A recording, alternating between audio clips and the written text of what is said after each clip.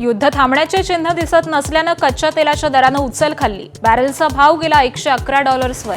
अमेरिकेच्या कच्च्या तेलाच्या किमतीही पोहोचल्या $115वर। होर्मुझ सामुद्रधुनी उघडली तर शस्त्रसंधी करू असा अमेरिकेचा प्रस्ताव इराणनं फेटाळला। होर्मुझमध्ये युद्धापूर्वीची स्थिती आता येणार नाही असं इराणचं स्पष्टीकरण। फारसच्या खाडीमध्ये नव्या व्यवस्थेची तयारी। डोनाल्ड ट्रम्प यांनी इराणला दिलेल्या इशाऱ्यातील अभद्र भाषेवरून अमेरिकेच्या खासदारांची टीका। इराण म्हणाले अशा धमक्यांना भीक घालत नाही, तर रशियानं दिला अल्टिमेटमची भाषा सोडण्याचा सल्ला। डोनाल्ड ट्रम्प यांच्या 2 दिवसांच्या नव्या इशाऱ्यानंतर भारत आणि इराणच्या परराष्ट्र मंत्र्यांमध्ये 2 वेळा फोनवरून चर्चा। ताजी युद्धस्थिती, भारतीयांची सुरक्षा आदी मुद्द्यांचा आढावा घेतला। देशभर एलपीजीला पर्याय म्हणून पीएनजी गॅसला मोठी पसंती। युद्ध सुरू झाल्यापासून महिन्याभरामध्ये 8 लाख नवे कनेक्शन्स। घरगुती आणि कमर्शियल सिलेंडरचा तुटवडा नसल्याचा सरकारचा पुन्हा निर्वाळा।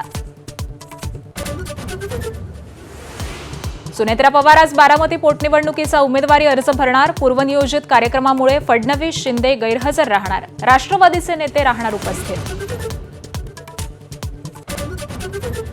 राहुरी पोटनिवडणुकीसाठी महाविकास आघाडीचा सस्पेन्स कायम। शरद पवारांच्या राष्ट्रवादीचे प्राजक्त तनपुरे इच्छुक, तर तिन्ही पक्षाकडून एकच उमेदवार द्यावा, ठाकरेंच्या शिवसेनेची भूमिका। बारामती विधानसभा पोटनिवडणुकीसाठी काँग्रेसकडून आकाश मोरे यांना उमेदवारी। अजित पवारांच्या अपघात प्रकरणी गुन्हा दाखल झाल्यास माघार घेणार। आकाश मोरेंची एबीपी माझाला माहिती।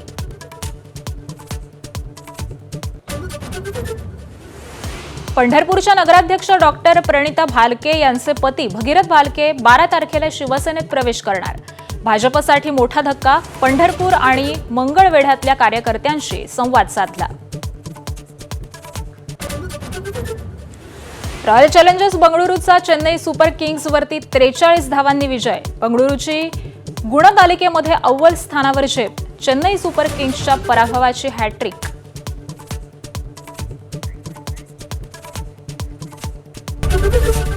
एबीपी माझा, उघडा डोळे बघा नीट।